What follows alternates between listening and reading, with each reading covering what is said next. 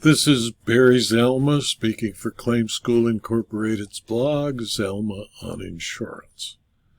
Today we speak about the wages of fraud and why $100 million, the proceeds of a fraud, are forfeited as punishment for the crime, and why the Ninth Circuit took the profit out of a healthcare fraud.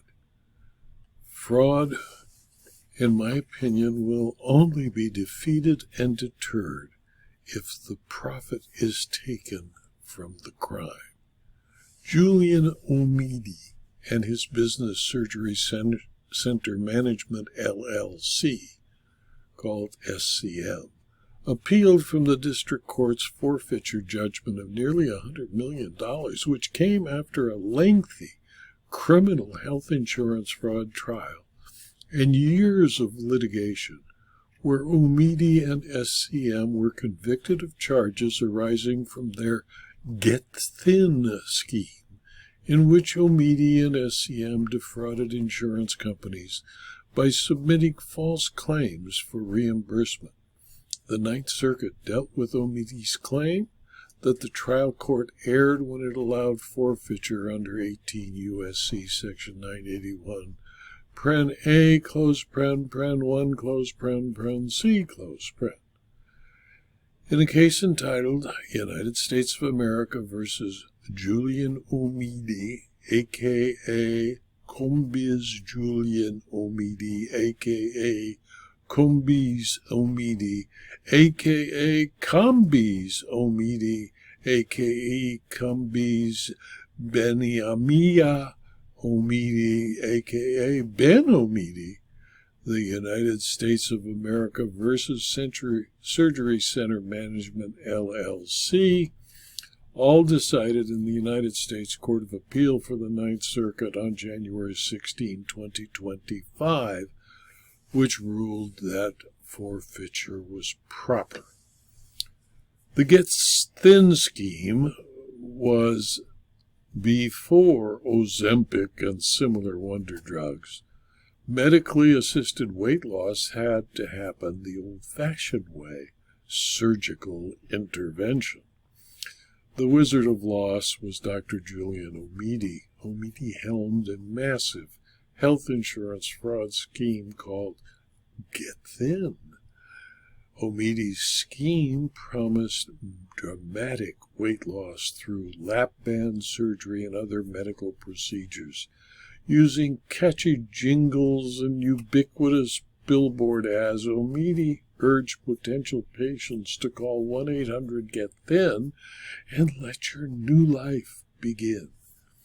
Through the 800 number and an associated call center, Get Thin funneled patients to a network of consultants whom Omidi tasked to close a sale. Irrespective of medical need, the salespeople were tasked to unearth comorbidities that could help get the lucrative lap band surgery pre-approved by insurers. Once patients were successfully recruited, Omidi directed his employees to falsely record patient data, fabricate diagnoses, and misrepresent the extent of physician involvement in their treatments to deceive insurance companies into paying for thousands of sleep studies, endoscopies, lap band insertions, and other costly treatments. A grand jury eventually indicted Omidi and SCM for mail fraud, wire fraud, money laundering, and other related charges arising from the Get Thin scheme. After 3.5 years of pretrial litigation and a 48-day jury trial, the jury convicted Omidi and SCM of all charges. The district court sentenced Omidi to 84 months in prison and fined SCM over $22 million. The government, in addition, argued that in addition to imprisonment and fines, that the total proceeds of GetThin's business during the fraud period, $98,280,221, should be forfeited because the whole business was permeated with fraud. Applying the requisite preponderance standard, and after hearing weeks of trial testimony, the district court agreed with the government.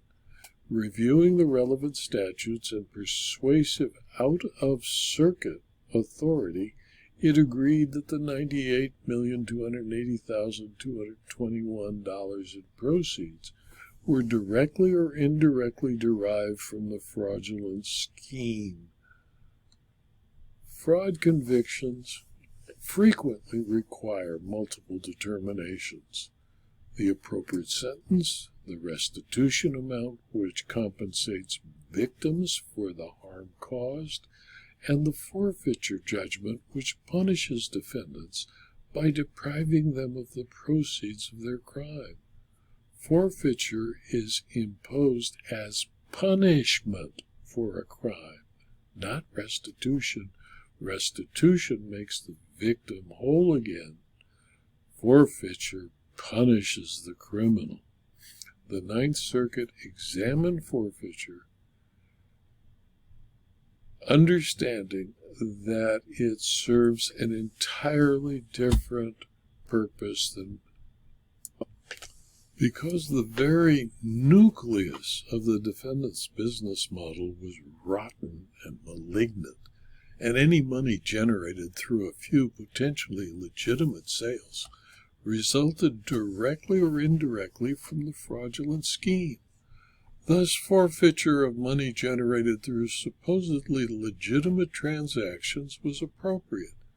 The Ninth Circuit concluded that all GetThin proceeds were derived from a single intake process that, by design, disregarded medical necessity in favor of profit as part of the large fraudulent billing scheme. All proceeds, directly or indirectly, derived from a health care fraud scheme, like GetThin, even if a downstream legitimate transaction conceivably generated some of those proceeds, must be forfeited. The Ninth Circuit concluded the district court did not err in so concluding, and accordingly the Ninth Circuit found that all proceeds, directly or indirectly, derived from a healthcare fraud scheme like GetThin, even if a downstream legitimate transaction conceivably generated some of the proceeds, must be forfeited.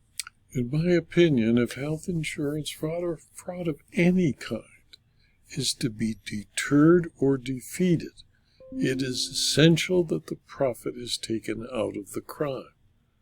The crimes perpetrated by Omidi and SCM generated and collected almost $100 million. By using forfeiture of the $100 million, the crime was punished more effectively than the 84 months in prison, since there will be none of those proceeds of the crime available when Omidi is released from prison, and therefore other criminals contemplating insurance fraud will think twice before going into the crime. This video was adapted from my blog, Zelma on Insurance, which is available free to anyone who clicks on the URL zelma.com/blog. You can subscribe to the blog, and if you do, you will receive notice of every blog posting, usually 5, sometimes 6 a week, and you will also have access to the more than 4,950 blog postings. Please tell your friends and colleagues about this blog and the videos so that they too can subscribe. They're all free.